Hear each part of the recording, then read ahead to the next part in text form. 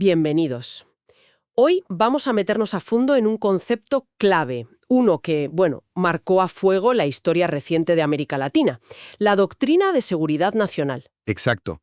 Tenemos sobre la mesa varios análisis académicos, bastante densos, de Leal Buitrago, Velázquez Rivera, Laura Sala. Y la idea es desgranar esto, entender qué fue realmente y por qué tuvo tanto impacto. Justo. Es que es un tema fundamental para entender, las dictaduras militares, la Guerra Fría vivida desde Latinoamérica y muchas tensiones que, ojo, todavía resuenan hoy. Uf, desde luego. Y no fue algo simple, monolítico. Estas fuentes precisamente nos van a ayudar a verle las distintas caras, las adaptaciones y el impacto real que tuvo. Pues venga, vamos a ello. Empecemos por lo básico, porque suena a estrategia militar. Pero las fuentes dicen que fue mucho, mucho más que eso, ¿verdad? Totalmente. ¿Cómo la definimos para que se entienda bien? A ver, en esencia, la Doctrina de Seguridad Nacional, la DSN, fue una manera de ver el Estado y la sociedad entera desde una perspectiva militar. Y se consolidó, claro, en el contexto de la Guerra Fría. Vale. La idea de base, como apunta Leal Buitrago, era, simple pero peligrosa. La seguridad del Estado era lo primero. Si el Estado estaba seguro, pues automáticamente la sociedad también lo estaría. Una lógica un poco aplastante, ¿no? Sí, y muy bipolar. El mundo dividido en dos. Occidente, liderado por Estados Unidos, el bien, la democracia, y enfrente, Oriente, la URSS, el mal, el comunismo, muy blanco o negro. Entiendo esa visión macro, pero ¿cómo bajaba eso al día a día? A la práctica en los países latinoamericanos. Ahí es donde la cosa se pone más turbia, imagino. Ahí está el kit de la cuestión. La gran, entre comillas, innovación de la DSN, y Leal Buitrago insiste mucho en esto, fue cambiar el foco del enemigo. Ah, sí. ¿Cómo? Ya no era tanto una amenaza externa, un país vecino que te invade, no. Ahora el peligro principal estaba dentro, el famoso enemigo interno. El enemigo en casa. Exacto. Aunque el fantasma siempre era el comunismo internacional, la tarea número uno de los ejércitos latinoamericanos, bajo esta doctrina, pasó a ser combatir a sus supuestos agentes locales. Infiltrados. O sea que el militar dejaba de mirar, a la frontera, para mirar a sus propios compatriotas. Eso es un cambio brutal. Brutal, y con consecuencias terribles. Porque claro, ese enemigo interno era una categoría muy, muy elástica. Me lo imagino. Incluía, por supuesto, a las guerrillas armadas, pero se extendió rapidísimo a cualquiera que se opusiera a los regímenes militares. ¿A quiénes, por ejemplo? Pues a sindicalistas, estudiantes, periodistas, políticos de oposición, intelectuales, curas de la teología de la liberación, cualquiera. Como dice Velázquez Rivera, se llegó a un punto demencial en que cualquier acto, cualquier opinión, se consideraba o a favor de la nación o en contra. O sea que no había grises. Nada. Cero espacio para la neutralidad, ni siquiera para la disidencia pacífica. O estabas con ellos o eras un subversivo. Es una lógica de guerra total, ¿no? Pero permanente. Como si el país viviera en un estado de sitio constante, pero desde dentro. Precisamente. Esa era la idea que se instaló. Una guerra constante, aunque no declarada, contra la subversión comunista. Y esa idea era la justificación perfecta para que los militares tomaran el control del Estado. Claro. Se presentaban a sí mismos como la única institución sana, pura, capaz de defender los valores occidentales, la esencia de la nación, frente a esa amenaza interna y difusa. Era, en la práctica, militarizarlo todo, no solo la seguridad. Todo, la política, la economía, la educación, la cultura, todo pasaba por el filtro de la seguridad nacional. Vale, entendido el concepto base y su lógica interna. Ahora, ¿de dónde sale todo esto? La Guerra Fría y Estados Unidos parecen la respuesta obvia. Las fuentes mencionan el National Security State americano de 1947, la contención, la CIA. Sí, sin duda. La influencia de Washington fue determinante. No se puede negar. Después de la Segunda Guerra Mundial, EU se volcó en asegurarse de que América Latina fuera su patio trasero seguro. Y usaron varias herramientas para eso, ¿no? Claro. Pactos como el TIAR, el Tratado Interamericano de Asistencia Recíproca, que era de 1947, básicamente un paraguas de defensa mutua bajo su liderazgo. La OEA también jugó su papel. La OEA, programas de ayuda militar que eran millonarios y algo que fue fundamental, el entrenamiento. El entrenamiento de miles y miles de oficiales latinoamericanos. Ahí entra la famosa Escuela de las Américas. Siempre sale a relucir. La Escuela de las Américas, sí. Primero en Panamá, luego en Estados Unidos. Velázquez Rivera da una cifra que pone los pelos de punta. Más de 33.000 graduados para 1975. Muchos de ellos luego protagonistas de golpes y represión. Efectivamente. Esa escuela fue un centro clave para difundir no solo técnicas de contrainsurgencia, de cómo combatir guerrillas y movimientos sociales, sino también una ideología muy concreta, una visión del mundo. Pero, y aquí viene lo interesante que apuntabas antes, las fuentes dicen que no fue solo copiar y pegar de Usubar, ¿verdad? Que la cosa es más compleja. Exacto. Sería un error verlo como un paquete cerrado Made in USA que se impuso sin más. La realidad, como siempre, tiene más matices. Fue más bien un cóctel. Un cóctel. ¿Con qué otros ingredientes? Me intriga eso de las tradiciones locales que mencionabas. Pues sí. Por un lado, Leal Buitrago habla del viejo militarismo latinoamericano, esa tendencia, que venía ya del siglo XIX, de que las Fuerzas Armadas se vieran a sí mismas como las creadoras de la nación, las guardianas. Con derecho a intervenir en políticas si creían que el país se desviaba. Justo. Si los civiles lo hacían mal. Esa idea ya estaba ahí. Luego se sumaron influencias europeas. Europeas. ¿Como cuáles? Pues doctrinas geopolíticas alemanas de principios del siglo XX que veían al Estado casi como un ser vivo que lucha por su espacio vital. También ideas de la guerra total del general alemán Ludendorff. De la Primera Guerra Mundial. Sí, que ya hablaba de movilizar a toda la sociedad, controlar la opinión pública, la psicología de masas. Y algunos análisis, como los que recoge Salá, mencionan incluso influencias del franquismo español. Del franquismo. Sí, la idea de que los militares tienen la obligación de intervenir si los valores permanentes de la sociedad están en peligro. Una justificación para el golpe, vamos. Vaya mezcla ideológica. Y me imagino que faltaba la chispa, ¿no? La Revolución Cubana de 1959. Uf, eso fue el catalizador, el detonante final. Como señalan todas las fuentes, Cuba hizo que la amenaza comunista dejara de ser algo lejano, teórico, para convertirse en algo posible, cercano, aquí al lado. Les dio miedo. Mucho miedo. A las élites y a muchos militares. Además, Cuba inspiró la aparición de movimientos guerrilleros en varios países. Y eso le dio una cara concreta al enemigo interno. Exacto. Ya no era un fantasma, eran jóvenes armados en la sierra o en la ciudad. Y un último ingrediente, que no es menor, la doctrina francesa. La francesa. Por Argelia, Indochina. Justo. Los militares latinoamericanos estudiaron mucho la doctrina francesa de guerra revolucionaria y sus tácticas de contrainsurgencia, aprendidas, como dices, en guerras coloniales muy sucias. Con métodos terribles, supongo. Hay una cita brutal de un coronel francés, Lacheroy, que recoge Leal Buitrago. No se hace una guerra revolucionaria con el código de Napoleón. Uf, clarísimo. Vía libre a la represión sin límites. Básicamente. Así que sí, es una mezcla compleja. Estados Unidos, sí, fundamental. Pero también Europa, tradiciones locales muy arraigadas y la adaptación a las circunstancias de cada país, especialmente tras Cuba. Vale, queda mucho más claro ese origen multifacético. Ahora, vamos a la aplicación. Porque América Latina es un continente, muchos países distintos. ¿Cómo se aplicó esta DSN? No sería igual en todas partes, supongo. Para nada. Hubo diferencias muy importantes, aunque el resultado en muchos casos fuera parecido. Golpes militares, dictaduras, represión. ¿Qué patrones podemos ver?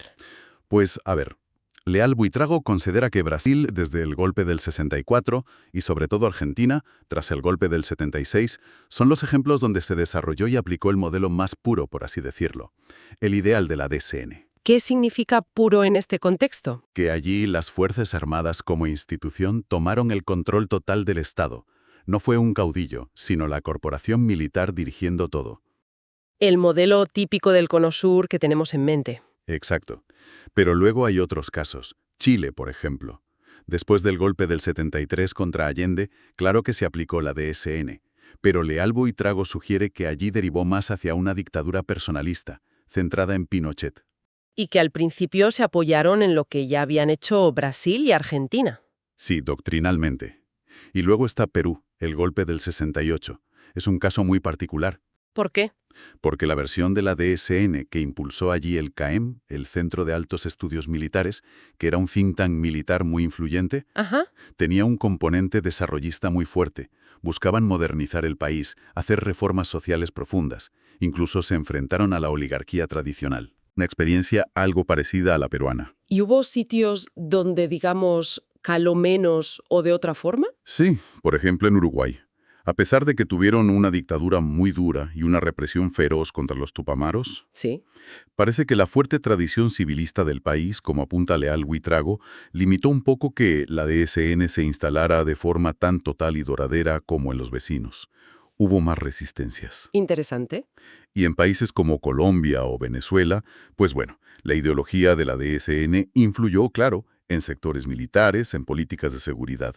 Pero no llegó a haber golpes de Estado que instalaran regímenes militares bajo esa bandera específica. La influencia fue más fragmentada, más ideológica quizás. Mencionabas antes esa idea de la ocupación militar del Estado. Suena tremendo. ¿Eso significaba siempre un golpe de Estado?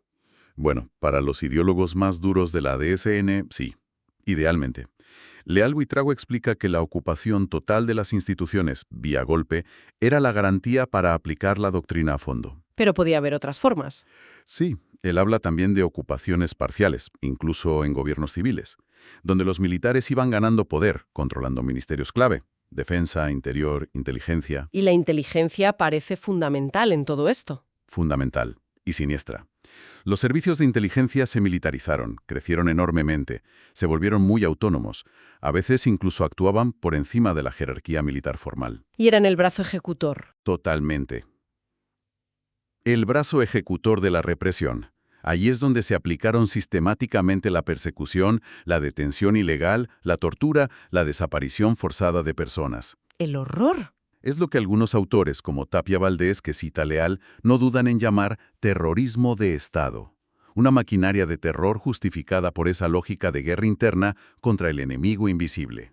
Es escalofriante pensarlo. Ahora, hay un punto muy interesante que plantea Laura Sala en uno de los textos. Dice que, básicamente, los académicos han interpretado la DSN de dos grandes maneras. Una visión clásica y otra crítica. ¿Nos ayudas a entender esa diferencia? Creo que nos da perspectiva sobre toda esta complejidad. Sí, es una distinción muy útil que hace Sala para ordenar un poco el debate académico. La visión clásica, donde ella coloca a autores como el belga Joseph Comblin o el chileno Jorge Tapia Valdés. Ajá. Sienta ver la DSN como un cuerpo de ideas bastante coherente, bastante sistematizado, casi como un manual. Y con un origen claro. Exacto. Para esta perspectiva, el origen principal es Estados Unidos. Y las Fuerzas Armadas latinoamericanas básicamente la importaron o, peor aún, les fue impuesta. Como si fuera un programa que les instalaron. Algo así. Y desde esta óptica, la DSN no solo explica, sino que casi causa la aparición de ese nuevo tipo de régimen, el Estado de Seguridad Nacional. Sería una ruptura total con el pasado. Incluso hablan de una desnacionalización de los ejércitos, que pasan a responder más a la estrategia global de UE que a sus propios países. Entiendo. La culpa o la causa principal es externa, Washington. Pero suena, como decíamos antes, un poco simple quizás para una realidad tan diversa.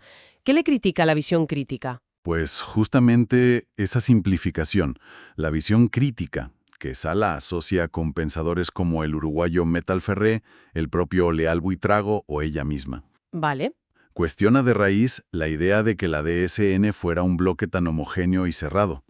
Duda que fuera tan sistemática y, sobre todo, insiste en que no caló igual en todas partes ni al mismo tiempo. Pone el foco en la diversidad. Exacto. Enfatiza la diversidad de orígenes. Sí, Estados Unidos, por supuesto, pero también las influencias europeas. Y muy importante, las tradiciones y pensamientos militares propios de cada país que ya existían antes. Las continuidades. Las continuidades, sí. Señala que no todos los elementos de la DSN aparecen a la vez. Y lo más importante, mira hacia los procesos internos de cada país. Cómo las élites militares locales adoptaron y adaptaron esas ideas a sus propios intereses, a sus contextos nacionales. O sea que no fueron meros receptores pasivos. Para nada. Destaca las variantes nacionales, como las que vimos en Perú o Brasil, y ve más continuidades con el militarismo anterior, no una ruptura tan radical como la visión clásica. Entonces la gran pregunta que surge de esta diferencia es, ¿La DSN fue un software importado que se instaló y ya está? ¿O fue más bien una creación local que utilizó componentes ideológicos de fuera según le convenía a cada ejército? La visión crítica, tal como la presenta Sala, se inclina claramente más a lo segundo. Interesante. No niega, ojo, la influencia externa. Sería absurdo. Sobre todo la de Estados Unidos, pero la ve siempre en diálogo, en tensión con los factores internos. ¿Ve a los militares como actores con su propia agenda? Exacto. Con su propia historia, sus intereses corporativos, su capacidad de interpretar, de seleccionar, de reelaborar ideas, no como simples marionetas. Y Sala menciona también una distinción entre doctrina e ideología, ¿no? Sí, dice que algunos autores de esta corriente distinguen entre doctrina militar, algo más técnico, formal, de manual de academia, y la ideología, una visión del mundo más amplia, más difusa. Y sugiere que la DSN funcionó más como lo segundo. A menudo sí, como una ideología que impregnó no solo los cuarteles, sino también a sectores civiles de la sociedad, lo cual nos deja con esa pregunta clave que sigue abierta. ¿Cuánto pesa lo de fuera y cuánto lo de dentro en la historia? ¿Cómo interactúan realmente? No hay respuestas fáciles. Desde luego que no. Es una pregunta fundamental. Viendo todo esto, la definición, los orígenes complejos, las variantes, las interpretaciones, ¿cuáles diríamos que fueron las consecuencias más profundas, las que más han durado, de la DSN en América Latina, basándonos en lo que dicen las fuentes? Pues las consecuencias fueron múltiples y devastadoras. Lo remarcan todos los autores. Leal Buitrago, Velázquez Rivera. La más evidente y nacino son las víctimas. Sin duda. La más obvia y trágica. La violación masiva y sistemática de los derechos humanos bajo las dictaduras que aplicaron la DSN. Hablamos de miles y miles de muertos, desaparecidos, torturados, exiliados. Un trauma generacional que sigue abierto en muchos países. Una herida que no cierra. Exacto. Pero hay más. Leal Buitrago habla de una profunda distorsión profesional de las Fuerzas Armadas. ¿En qué sentido? En que se desviaron totalmente de su función teórica, que es la defensa frente al exterior, para convertirse en una especie de policía política interna, en fuerzas de ocupación de su propio país. Él lo llamó un proceso degenerativo para la propia institución militar. Y más allá de las víctimas directas y los cambios en los ejércitos, me imagino un legado de fractura social, de polarización, de desconfianza. Totalmente. La DSN ayudó a cimentar, en ciertos sectores sociales y políticos, un pensamiento de derecha muy autoritario, basado en un anticomunismo visceral, en la obsesión por el orden a cualquier precio y en la sospecha permanente hacia cualquiera que disienta. Y etiquetar rápido. Subversivo, terrorista. Justo. Y eso, como apuntan las fuentes, hizo muy difíciles las transiciones a la democracia en los años 80 y 90. Dejó un lastre enorme de politización militar, debilitó a la sociedad civil y sembró unas divisiones profundísimas que, en muchos casos, lamentablemente, todavía perduran. Y la dependencia de Estados Unidos, claro. Por supuesto. Generó una dependencia militar, tecnológica e ideológica gigantesca en muchos países respecto a Estados Unidos. Y ya para ir cerrando, damos un salto, cae el muro de Berlín, se acaba la Guerra Fría.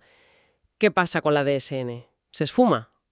¿Desaparece, sin más? A ver, pierde su principal combustible, su gran coartada. El enemigo comunista global se desvanece. Lógico. Pero Leal Buitrago sugiere que no desaparece del todo, que queda una cierta inercia doctrinaria en algunos aparatos militares.